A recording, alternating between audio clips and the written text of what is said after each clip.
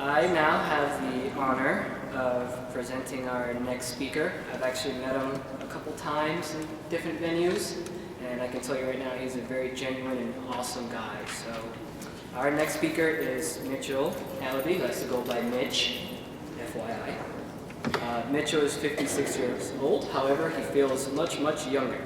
He was born to good parents who instilled in him the principles of hard work, sacrifice, and the importance of honoring a rich Arabic legacy.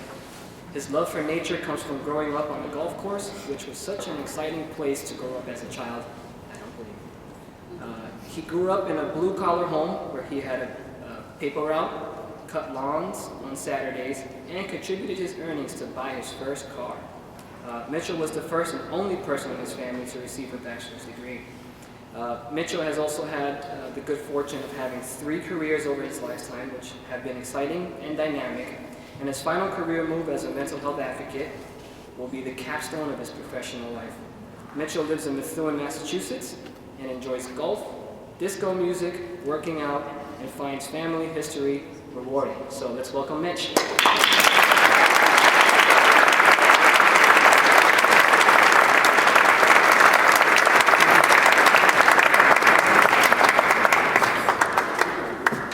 Thank you.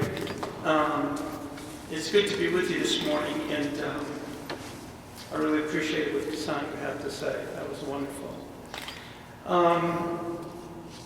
I'm grateful to share with you my comeback story and the revolution that is taking place in my life. My first onset of depression came at the age of 24. The first love of my life broke up with me. I took it pretty hard. I had deep sadness for weeks. My mother suggested we visit a psychiatrist who I met 3 times. I felt no better and decided that seeing a psychiatrist was not for me.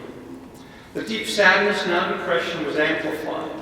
With no other means to deal with my depression, I turned to drugs and alcohol, which pushed my depression underground.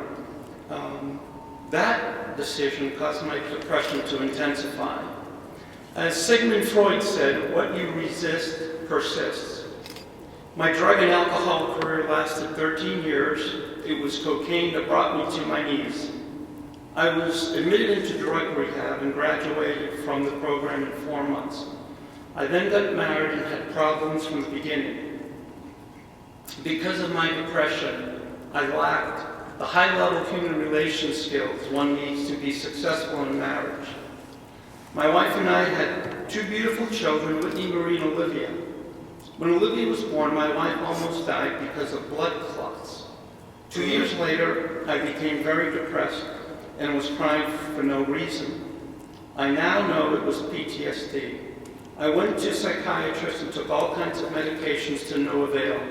They thought maybe I had treatment-resistant depression. During this time, I had a very successful career as a senior executive recruiter working 3 blocks from the White House. I was known as an employment expert in the Metro DC area.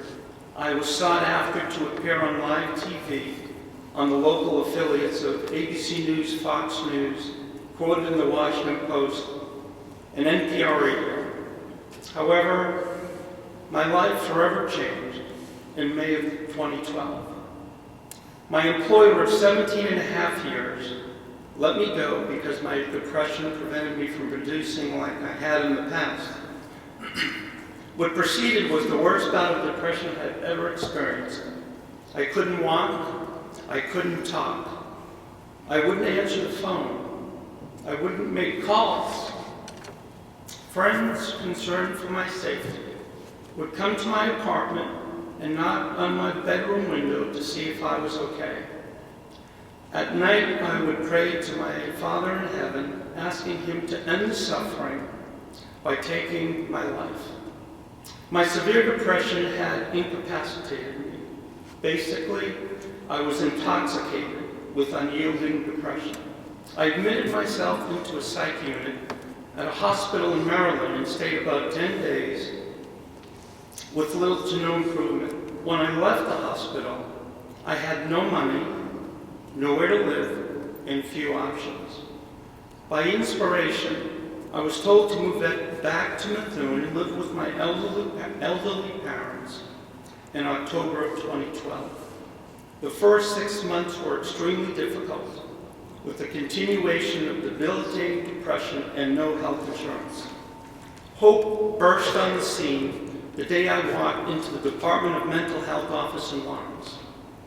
I met Steve and Rory. Steve was gentle, sincere, kind, and caring. He helped me start the process of becoming a DMH client. Shortly thereafter, Nicole Zahn became and still is my case manager. Nicole is a remarkable woman.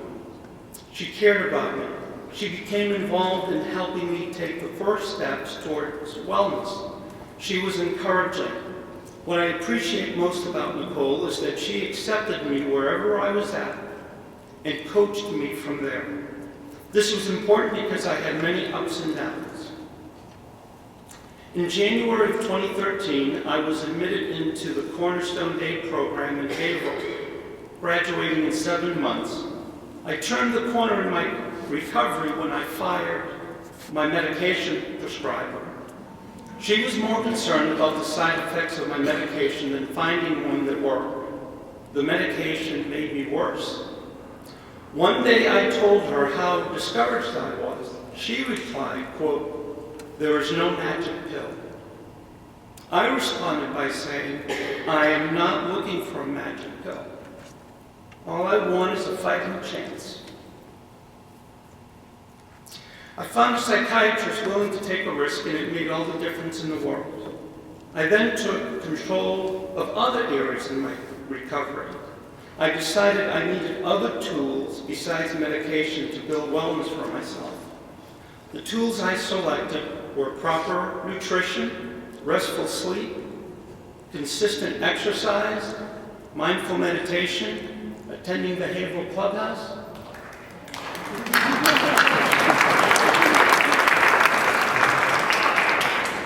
journaling, support groups, my RAP plan, and my faith.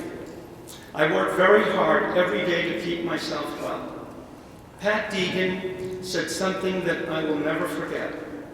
She said, to truly recover from mental illness, you have to make a wholesale change in your life. That is exactly what I have done, and this is what I continue to do. Recovery cannot be one-dimensional. Now that I was feeling better, the time came to consider getting back to work. What should I do? The answer came last year as I listened intently to someone sharing their recovery story at the same legislative breakfast. I received inspiration from God that I should spend the remainder of my working life helping the one in many who suffer from mental illness.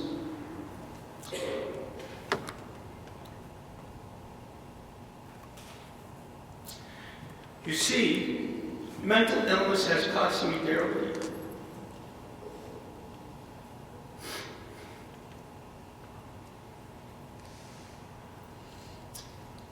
I lost my marriage, I lost my home, I lost my career, I lost my life savings, and I lost the relationship I had with my children. If I didn't pursue a career of serving those who struggle, all my suffering would have been in vain, and that was unacceptable.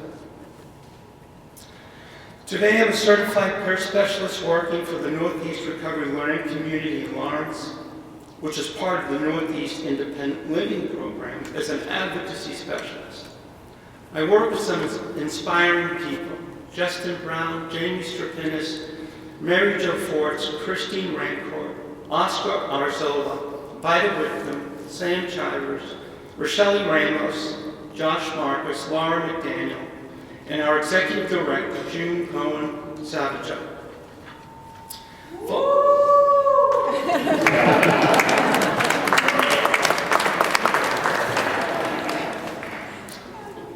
Finally, I have a few thoughts to share with three groups of people here today.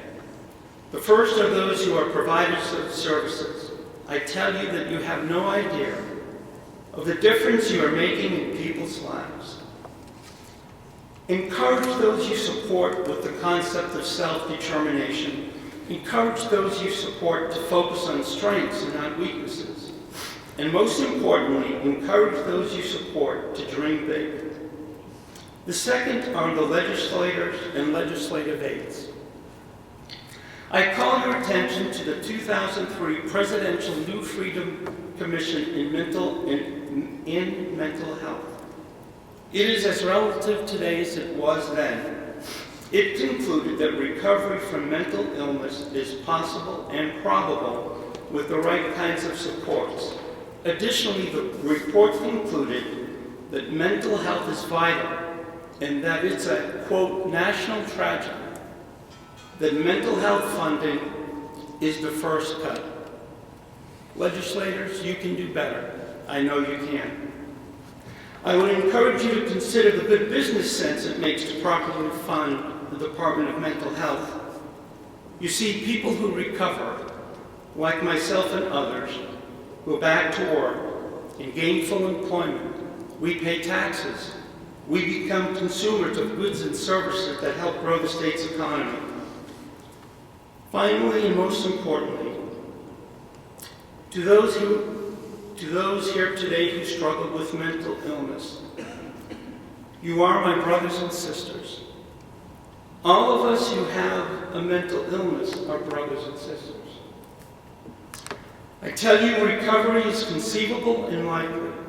It is as real as anything that you can touch is real, and just because you don't think that it is, doesn't take away from the fact that it is.